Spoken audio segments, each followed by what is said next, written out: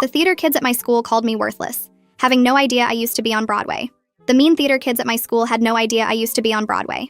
After 3 years of performing 8 shows a week, all I wanted was to be a normal 15-year-old at my new school, where nobody knew I'd originated the role of Sophie in the musical everyone was obsessed with. But then I walked into the auditorium and saw the popular theater kids clustered together wearing matching drama club hoodies. The Queen Bee Madison looked me up and down while I signed my name on the audition sheet, her face scrunching up. She whispered loud enough for everyone to hear that community theater rejects always thought they could waltz into their program just because mommy said they were special. Her minions Brittany and Jade giggled while Madison asked if I'd gotten my audition outfit from Walmart's clearance rack, pointing at my plain jeans and sweater that apparently screamed amateur hour to anyone with real theater experience. When I said I was auditioning for Sophie, Madison actually laughed so hard she had to grab Brittany's shoulder for support.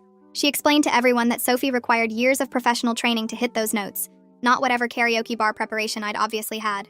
Jade pulled up the Broadway cast recording on her phone and played the famous Act 2 solo that I'd performed over 1,000 times, asking if I even knew this was originally sung by someone who'd trained at Juilliard since age 7. I bit my tongue so hard I tasted blood because that someone was literally me, and I'd actually been training since age 5. Madison demanded I show them my audition song right there in the lobby since we all knew I wouldn't make it past the first cut anyway. When I started the opening verse, she immediately stopped me and demonstrated the correct breathing technique, while the others nodded like she was teaching a masterclass. She grabbed my diaphragm and pushed hard, saying I needed to feel the expansion if I ever wanted to produce real sound, instead of the squeaky whisper I was apparently producing. Brittany commented that my vowel shapes were completely wrong and physically manipulated my jaw while telling me to watch her mouth form the proper positions. During the actual audition signups, Madison erased my name from the Sophie list and rewrote it under ensemble, explaining that even that was generous considering I moved like I'd never taken a dance class. She made me do a pirouette right there to prove I could at least spin without falling over, then shook her head sadly when I completed 3 perfect turns, saying my technique was shopping mall dance studio at best. Jade videoed the whole thing on her phone while providing commentary about how my arms looked like wet noodles and my spot was non-existent. The sabotage started when I went to change into my audition dress in the bathroom.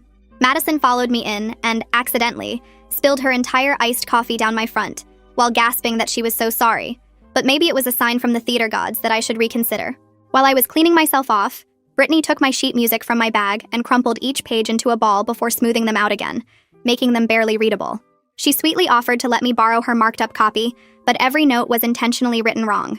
When they called my name, Madison announced to the full auditorium that they were about to witness what happened when Disney Channel made kids think they had talent. She started a slow clap when I walked on stage, getting others to join in mockingly while shouting that I should save everyone time and just mouth the words, since we all knew I couldn't actually sing. Jade yelled from the back that her 9-year-old sister had played Sophie in their basement, and even she had better stage presence than